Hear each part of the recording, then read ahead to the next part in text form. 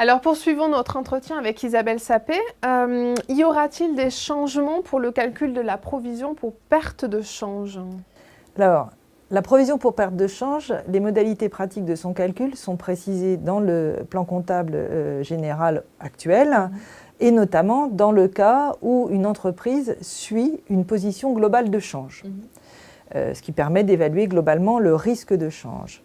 Le nouveau texte précise comment on doit traiter une position globale de change, et notamment le texte précise que maintenant la position globale de change doit être effectuée devise par devise.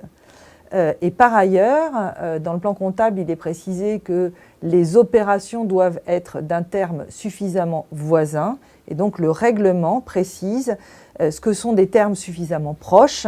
Il s'agit d'opérations dont l'échéance est au sein d'un même exercice comptable.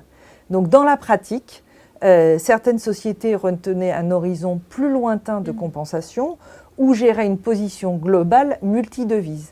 Donc pour ces sociétés-là, il y aura effectivement un calcul différent des provisions pour perte de change. Qu'a prévu le règlement pour les primes d'option? Alors, le règlement prévoit que les primes d'option peuvent être étalées en résultat sur la période de couverture. Par exemple, quand une entreprise a souscrit une option pour couvrir un emprunt, il paraît logique de l'étaler dans le temps. Maintenant, ces primes peuvent aussi être traitées comme un coût de la couverture qui sera pris en compte dans la valeur d'entrée d'un actif ou un passif ou en résultat au moment où la transaction se produit. Je prends une option de change pour couvrir mon chiffre d'affaires futur.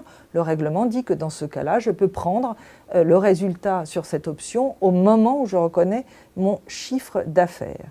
Donc ce choix est un choix de méthode comptable qui sera réalisé par type de sous-jacent et par type de stratégie.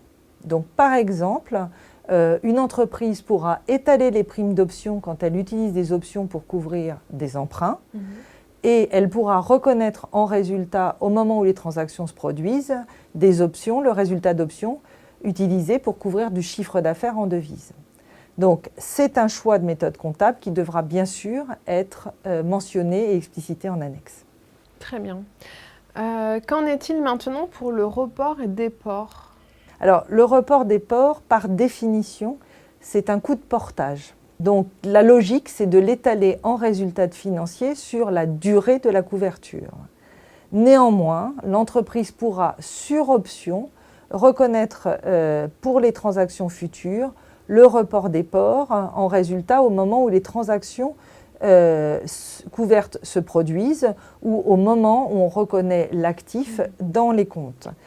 Cette option est possible lorsque la relation de couverture réduit le risque en quasi-totalité, et la méthode comptable retenue devra être cohérente avec celle qui est retenue pour les primes d'option de change. Donc il y a un lien entre le traitement des primes d'option et le report déport. Eh bien, merci pour cet échange et à bientôt.